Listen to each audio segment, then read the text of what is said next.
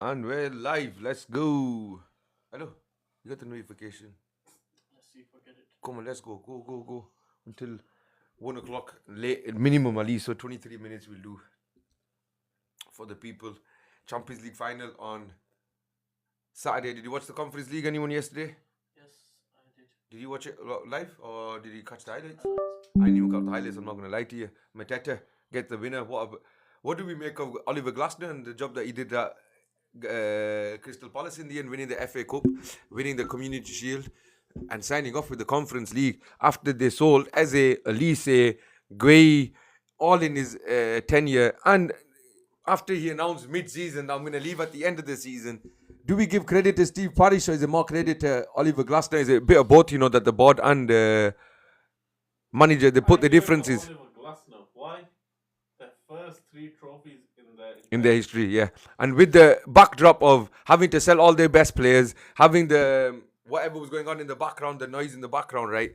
To navigate through all that, phenomenal job he's done, right? And with 3 at the back in the Premier League, in this little era here where it's been proven a bit hard to be successful with it, something for Alonso to build on, if you see what I mean, like the blueprint that Oliver Glasner was playing with, and he's got a better team and better players. Talking of Xabi Alonso, Enzo Fernandez says he wants to leave. 120 million they want though. I don't think Real Madrid are going to pay that. I don't think anyone's going to pay that. I think if anyone is going to buy him, it's going to be Manchester City because him and Enzo Maresca get on really well, don't they? And he really liked Enzo Maresca and working with Enzo Maresca. So I think that I could see that on the cards, but because of his valuation, I could see everyone be put off him the way Frey's saying, yeah. And wouldn't he prefer to play with Alonso, no? Under Alonso? I think he's jumping to a bit of a jumping ship quick. Do you know what I think he thinks though? There's no immediate Future. And no immediate success to be happening here. And it's a project. I don't want to be part of a project. I'm old enough now. I'm good enough to be part of a winning team or part of a team that's challenging at least, if not winning. Well, from what I've heard, the City are weighing up whether they go for Elliot Anderson or him. I would go for Elliot Anderson because again, well, you never know actually. Because what Nottingham Forest are doing is that they're going to hold out to see how Elliot Anderson plays at the World Cup. And if he has a good World Cup, they're going to slap an easy £100 million price tag on him. United have already said they don't want him. Well, you'll have already bought Edison now, 38 million, that's done. So that's your first central midfield signing, first summer signing. And you know what? For that price, I don't think you can argue or complain in today's market. That's a bargain in today's market. Oak came out with a very good point. Right, go on. He said United have gone and made a signing like this kind of valuation to set the tone for the rest. Yeah, it is. No, 100%. Because if they went out and spent 90 million on their first transfer, 100%, and everyone else is going to be is a prerogative. Edison, yeah, we would have had to pay about 50-60 million. Yeah, 2-3 years ago, 100%. And the contract you would have given him under the previous, what do you call it, Ed Woodward and these guys, right, would have been something crazy, out of the bloody. Ineos wage structure to its sick, I said was it me and you talking about? Is it me and Sub talking about it, right? In the end, I think it's Oliver's. When I says to you, you gotta give Ineos credit as much as the Sub I was saying, as much as on the podcast. I said, I'll get that clip up, right? As much as everyone was deriding him and giving him crap, right? This is where Jim Ratcliffe really shot himself in the head, right? It's the suicide as the owner of Manchester United, the biggest football club in the world, right? The most multicultural football club in the world, probably most definitely, right? To say what he said, put a real bad dampener on their tenure so far. Because you know what? They had a lot of backlash, quitting their jobs, doing what they were doing, the way they went about everything, right? But in the end, it seems like they're getting it right, especially with the squad, the trimmings they've done, they're very strict. And now it looks like it's, well, everyone said if you can get the correct signings this summer, you'll be the dark horses for next season already, like because of the correct signings. And if you can build on this season's third place finish, right? Michael Carrick's already the manager. So I think there's a lot of continuity happening at Manchester United right now. And going back to Oliver Glasner, where do you think he's going next? I think... answering your first question, I do give massive props to Luis Glasner. Even though he said he was leaving, it's up. Forget the board. It's up to him to still. It's still up to him to follow up from January to now. Remember what he said to the fans at one point about 6-7 weeks ago? He told them to show up. And he goes, I'm not being arrogant. He goes, but you lot need to be a bit patient and that. Stop booing me and booing the team. We've had a lot of injuries. Remember, I think after Gay left, He really had he went back at him. He's a good manager. He's got personality. He won the Europa League with Frankfurt. That was when the Champions League clubs were still coming down. They beat Barcelona on the way to the winning that Europa League, if you remember, when Barcelona had the ticket problems and more Frankfurt fans turned up into the Camp Nou than there should have been at the other ground. I don't think it was the Camp Nou, it was the Olympic Stadium that they were playing at, right? And he's a top manager. That's why I'm asking, where do you think he's going next? Is he staying in the Premier League or is he going abroad? Where does he go in the Premier League, though? That's what. Well, obviously Chelsea have now appointed Xabi Alonso. I think it'd be another type of club like in Italy, Milan won Andoni Iraola. Napoli have gone and appointed Massimo Allegri. This is crazy. You know what? Allegri, but that guy. No, it's Italian football's crazy. They need to sort it out. I remember you said all these managers, they go around the... They just go around. I said it here months ago. You know, all they do is they just take their turns right into managing all the biggest clubs in Italy, and it's stupid. You know, if he was in a title race with AC Milan this season, right? He's my manager, right? He's my most favorite. You know, he's my manager, right? But he's a dinosaur right now. He has lost it. He proved it this season, man. From second, ending up in fifth. They lost it on the last day of the season, Champions League spot. They had the Champions League. They were third going into the final day, right? And they had it in their hands. If all they needed was a draw, pathetic. He deserved to get sacked. But then to get the Napoli job straight after is just mental. Maurizio Sarri has left Lazio to go to Atlanta, I think. And Atlanta's manager is going to go to Lazio. What they are doing? They're just making swap deals with managers now. It's crazy, man. Even like if you look at Spalletti's CV, he's managed everyone except AC Milan. Allegri's CV managed everyone except Inter Milan. Conte's CV managed everyone except AC Milan. They just go around and even Fabio Capello managed everyone except Inter Milan. Giovanni Trapattoni managed everyone except Roma. They've all done it, right? But them lot was successful and that was a different period. Now that they're doing it with these dinosaurs, it's like, you know what? I would have given Fabregas a chance if I was Napoli or tried to get him out of that job at Como, right? I said it about AC Milan, that they should have appointed Fabregas last summer. Remember when they were going for Allegri? If I was AC Milan, I'd be throwing the book at Fabregas. You know why? Because he's shown already in this league that he can do it, right? So why not give a young coach the chance to develop a major club, right? They'll probably do good in Europe because of the way he's coaching them, the way they're doing in the league, right? No, don't give him a chance. There's other coaches around Europe, right, that could get a chance like Oliver Glasner. I hope that Milan bring Mauricio Pochettino in, they linked with him, or Andoni Iraola. That would be a good move, a bit outside the box, finally getting someone in. And after Spalletti, right, I keep saying it, I've said it before, I hope, right, Juventus to the checkbook of bloody Pep Guardiola. He'd make him the biggest, most highest paid manager. Almost first season in the Serie A. Remember, right at the start Second. of the season, we were saying that he just needs to steady it, Yep. stay in the Serie A. Second. Because last season, he steadied it. This season, we just said he needs to carry it on, keep it going, and he'll get a good job anyway. This guy finished fourth this season, man. Nico Paz, they're trying to keep him as well. What a sensational talent that guy is, boys. Nico Paz is sensational. Francesco Totti said it earlier this season, right? He goes, he's the best player to watch in the whole of the Serie A. And you know what? That's a bit sad as well. That he's an Argentine in this area. Again, Italian. You know that Francesco Camada, I'm sure I told you about him, the AC Milan youngster, 16-year-old. He's breaking all the records. They've sold him to Lecce. Yeah, I don't get it. Just give these young guys a chance, man. Have you seen the squad Italy picked for the most recent, for the next fixtures? That's the future of Italian football. Go look at it. That 23-man squad. Tell me if you recognize a name in there. Tell me if you recognize a youngster's name in there. It's damning. They need to sort this out. They need to get rid of the likes of Allegri now. Give young coaches a chance. Give young players a chance. They keep saying, you know what, it's in Italy. They don't like using the word project. They keep saying, oh, we need continuity and things like this. No. There needs to be projects now all around the country, right, where they need to sort it out and get it going. Anyway, moving on. The champions of Europe. PSG. Get around me now. The champions of Europe, PSG. Can Luis Enrique become the 7th coach to lift the European Cup more than 2 times? Carlo Ancelotti, Bob Paisley, Zinedine Zidane, Brian Clough, Sir Alex Ferguson, Arrigo Sacchi, Vincente Del Bosque, John Heikers, Pep Guardiola. Those that have won it twice in a row though, not many. Twice in a row with the 2 Madrid managers at the start, Jose Villalonga, who's the youngest ever manager to win the Champions League in the 50s. Luis Carniglia then won it twice in a row. Bela Gutmann with Benfica won it twice in a row. Helenio Herrera won it twice in a row. Miguel Munoz won it twice in a row. Brian Clough won it twice in a row with Nottingham Forest. And Arrigo Sacchi won it twice in a row with AC Milan. And then in the Champions League era, the UEFA Champions League was rebranded in 1992-1993. You know, the first ever winners of the UEFA Champions League were a French club as well. Ironically, we're talking about it today. It was Marseille, and they got stripped of it because they got caught match fixing. What's the president's name? Bernard Tapie, I think his name is, right? Crazy story. If you look at that team though, bad boy team Marseille had there. Bedi Pele, Chris Waddle, Basile Boli, Alan Boksic up front. Quality team, right?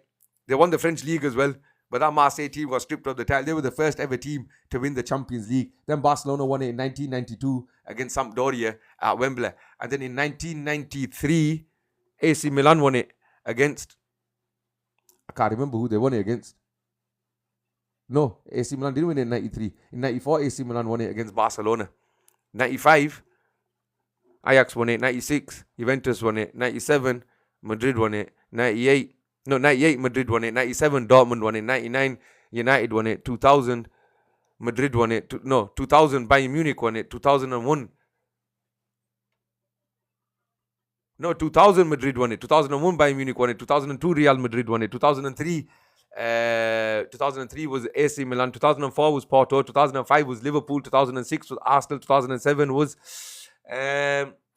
Arsenal, it was AC Milan. 2008 was Manchester United. 2009 was Barcelona. 2010 was Inter Milan. 2011 was Barcelona.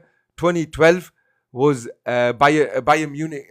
Chelsea. 2013 was Bayern Munich. 2014 was Real Madrid. 2015 was Barcelona. 2016, 17, 18 Real Madrid. 2019 Liverpool. 2020 Bayern Munich. 2021 Chelsea. 2022 the year before Manchester City won their first ever one. Was that Madrid? 2024 Madrid. 2025 last year PSG. 2026 1993 going back to that one. I don't know why that finals got out of my head. So 92 Barcelona played Sampdoria and beat them after extra time. Ronald Koeman's free kick. 93 was the one that Marseille won. I said it. 92, 93. What about? You made a slip up. You said Arsenal won it. No, I didn't say Arsenal won it. Arsenal never won it. What are you about? Arsenal won it. Yeah, alright, they said Arsenal won it. I just said all of them Arsenal won it. Arsenal got no European heritage. Where did I say Arsenal won it? I'm telling you, I didn't say Arsenal won it. Ask him. In 2006, Barcelona. I think you may have a slip up too. Maybe they were in the final, I meant. So, alright. I don't know, but I meant to say Barcelona. But anyway, he could become the second, one of the elite band of managers to win the European Cup. He's already won it twice. I'm saying with the same back-to-back and with the same club, right? Look after how long someone did it back-to-back before Madrid did it. It was Arrigo Sacchi, 1989-1990 with AC Milan. And before that was the ones I was mentioning. Brian Clough won it 1979 and 80 with Nottingham Forest. Bela Gutmann, 1962-1963 with Benfica. Helenio Herrera, 1964-1965 with Inter Milan. Villalonga for... When did Villa win the Champions League? Aston Villa won the European Cup in 1982. You know, it's still there whilst they're walking out. Yeah. They beat Juventus in the semi-finals, I think. Can't remember. Bayern Munich in the final. They beat Bayern Munich in the final. 1-0. 1-0, I'm pretty sure they beat Bayern Munich in that final.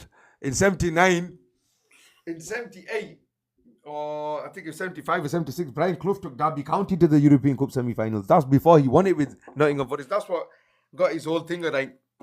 Obsession with winning it with Forest was that he got so close with Derby and he felt like Juventus cheated him out of it in the semi-finals, and they got knocked out by Juve, obviously, in that semi-finals. And Juve lost that final as well to Ajax in 1973, if it's that one.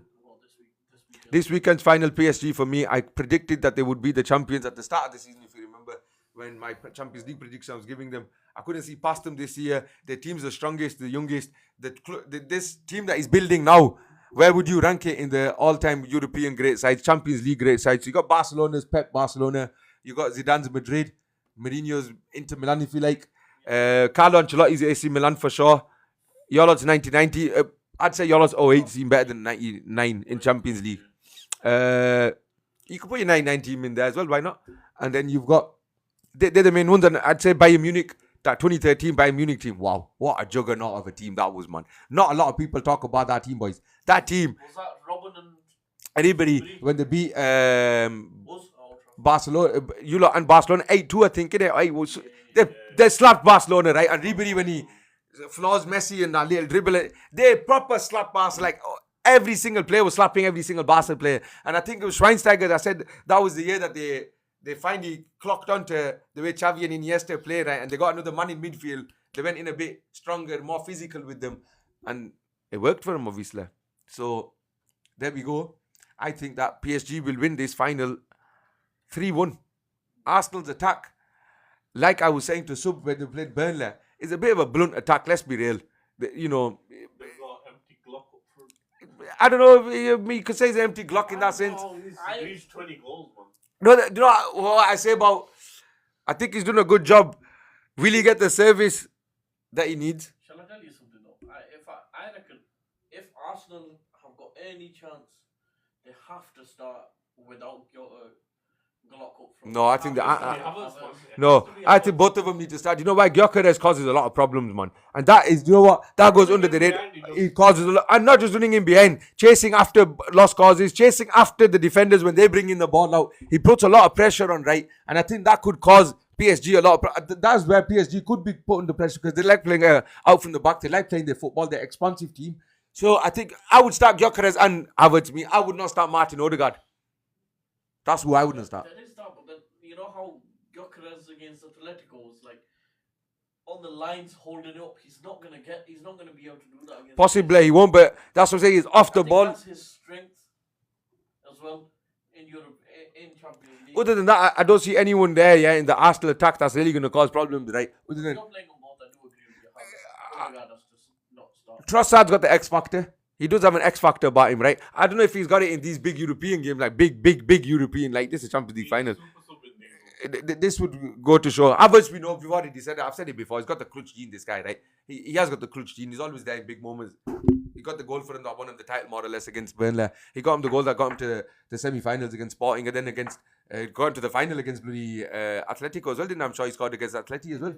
He got the clutch goal. He got the goal that Won Chelsea the Champions League. This is the game where Rice needs to turn up. Oh yes, and that's what I was going to get to. Because that midfield, They're going to overrun him. Run him ragged. They're going to run him ragged. And you know, him and Zubermendi's played too much football anyway, and he's looked like he's already out. Yeah, he's been out of steam for about 5-10 games. Do you know when? Since the United game. Since he made that mistake against you lot, right? It was since then. And he's been carried by the rest of the team, right? Not that he's been that poor, but he hasn't been as good as he was he was phenomenal at the start of the season. Really, really good. He really dropped off. I think that's where the game's going to be won and lost. That's what I was going to speak about now. That the midfield three of Neves, Vitinha, and Fabian Ruiz, if he's starting, they're going to be too much for the Arsenal midfield of Zubermendi and Declan Rice. Might even be Zaire Emery in there. Yeah, Zaire Emery's quality, man. They've all got engines on them, man. And you know, but I tell you one thing I can't see, and you might say this is me being biased. I can see Saka getting the winner. If anyone from Arsenal getting the winner, it'd be Bukayo Saka. I could just see him cutting in and letting it go. Like that's one thing that they should be aiming at, long shots. Yeah, honestly, remember in that keeper's not all that. Remember against Brighton earlier on in the season when they won 1-0 and it was through that pot shot from Saka that deflected in, and a couple of games they were winning. Like, just go for it, take a few shots. The keeper's not the best. If I was to do a combined 11, I'll put David Raya in net. I'd have Hakimi at right back and Nuno Mendes at left back. In centre back, I'd have Marquinhos and Gabriel. I wouldn't put Saliba with Gabriel. I think Marquinhos, 100% all day, I take Marquinhos right now over Saliba. Even this season, I think Saliba's been a bit He's been in Gabriel's shadow, really. compared to last season. Yeah. Definitely compared to last season, right? In the midfield, if you're going for a 4-3-3 here, I mean, Arsenal fans would say I'm being very harsh here. Go on, I'll put him in. I'll put him in because he's had a good season overall. João Neves, Vitinha, and Declan Rice is right. So we've got 5 PSG players so far, and 3 Arsenal players. or 4 whatever. And then up front, Dembele picks himself. Dembele, Doué and Kvaratskhelia, they all three of them pick themselves. So it's PSG's front 3, 5, 7, 8. 8 players from PSG, 3 from Arsenal I would pick. So I'd go through that again. David Raya in net, Ashraf Hakimi right back, Nuno Mendes left back, Marquinhos and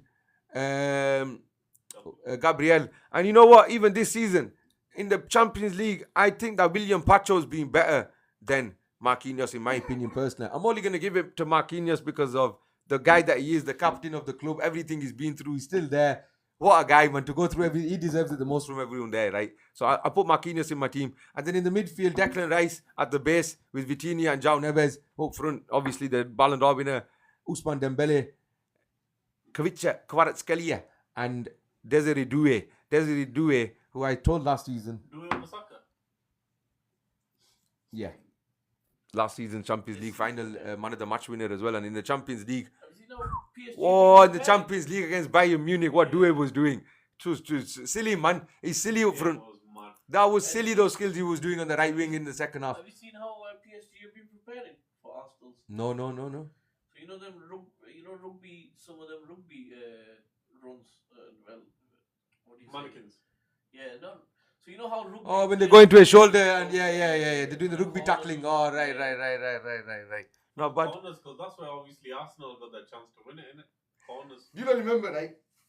I'm going back a bit here. I told you about Luis Enrique 4 years ago. Do you remember? Just in general. Go for it. You remember, eh? And I gave you a full-on breakdown of why I like this guy so much and why he's such a good manager and blah, blah, blah. That's why I was so happy for him last year, right, when he won it. And it was... do you know when he impressed me the most as a manager? The most was when he was Spain's manager and he came up against us in the Euros. That Spain team wasn't the best Spain team, if you remember. Morata was up front. Pedri and Rodri in central mid. It wasn't like Pedri... He was better then, obviously. He was sick in that match. So was... Busquets was in his final, game for Spain kind of thing. Rodri, I don't think he was even there in the maybe in that match. And he got them to outplay us for them full 120 minutes. Remember, it was lucky. We were so lucky that we went through. I'm pretty sure we beat them on penalties, right? In the semi-finals. Was it penalties? Yeah. We beat Spain on penalties in the European Championships. That's when I sat up properly and I said, you know what? Enrique is the man. Because you can always have the asterisk around someone who's the Barcelona manager or the Real Madrid manager, yeah. Even though I don't. I rate any Barcelona manager that wins the Champions League. I rate any Madrid manager that wins the Champions League. Because it's shown now, for the last 2 seasons, it's not easy going to Real Madrid and managing them. It's not easy going to... As much as everyone... That's why I used to get up Mans, right? When they used to say, oh, Pep walked into the greatest Barcelona team of... First of all, the 2 big decisions he made were massive to the whole squad. He got rid of Ronaldinho, who was the guy that revived Barcelona at that time. He was Barcelona at that time, right? And then Deco, who's even as good as... Deco was the first midfielder to win UEFA Club Midfielder of the Year with 2 different clubs. Porto and then with Barcelona. And he won the Champions League. He won the man of the match in the UEFA Cup final, I'm sure. And in the Champions League final, both for Porto. Deco's a different level baller, He's part of the same Champions League winning squad the Champions League winning squad in 2006. Then obviously to implement his style of play straight away. Obviously I know Barcelona's style of play, whatever. And then to keep it going and that same hunger and the desire in that team. He hasn't even ever done it since. Exactly. Do you know what I mean? All right, they might not have had the same bunch of players, but Rijkaard had that crop of players just before. Same crop of players. Iniesta, Xavi. He wasn't getting the same out of Iniesta and Xavi the way Pep got out of Iniesta and Xavi. And then Spain used the same way. It was Pep that unlocked Iniesta and Xavi the way they became Iniesta and Xavi. Let's be real. And Pep was the one that goes to Yaya Toure, for example. He made these he's made them throughout his career. He goes to Yaya Toure after they won 6 trophies. I'm putting Busquets in. Everyone in world football was scratching their head. Who's this Sergio Busquets guy? In the final when he started, remember, he put Toure in central defense. Busquets, we all think, he's the weak link. Everyone thought in that final, brother, that's the final, and everyone thought, oh my God, you can't get the ball off the slowest player of all time. Sergio Busquets is slower than Pirlo, boys. He plays like... Literally, baby toddler pace, mate, is sick. He is the greatest at that. Vicente Del Bosque's famous quote, right? If you watch the game, you'll miss Sergio Busquets, but if you watch Sergio Busquets, you'll see the whole game.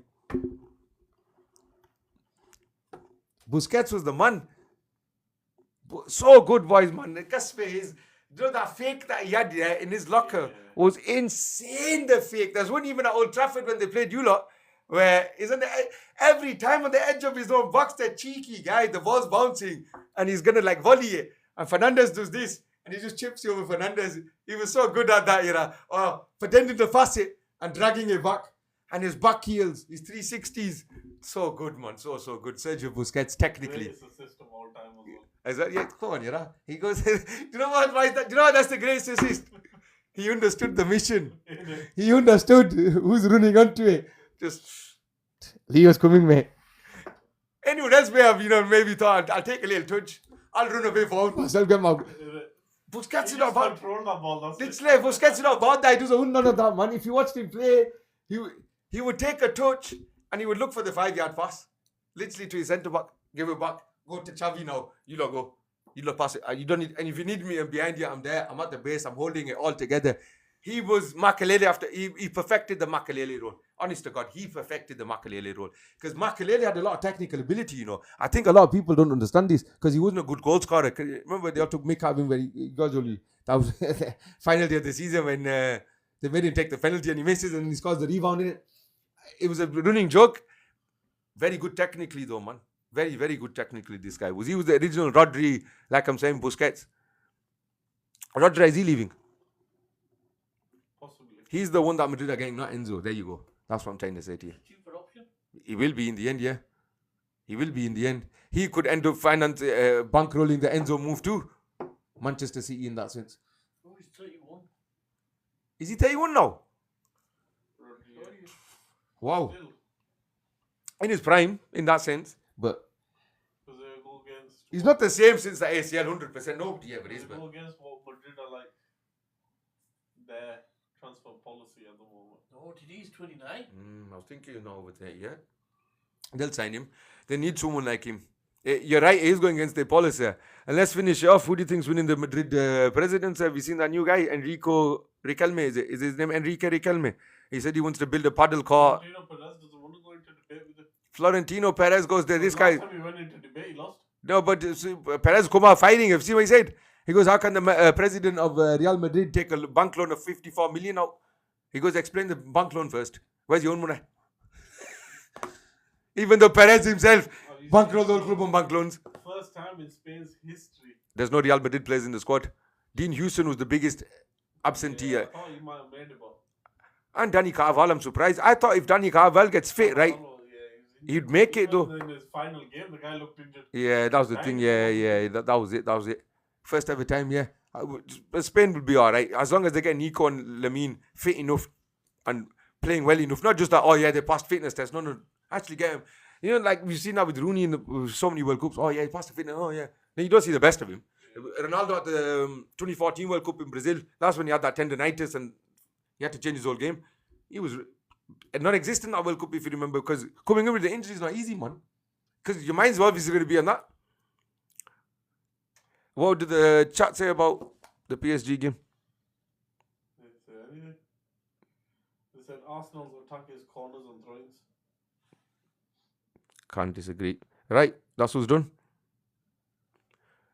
Like, comment, share and subscribe. See you on the next one. Inshallah.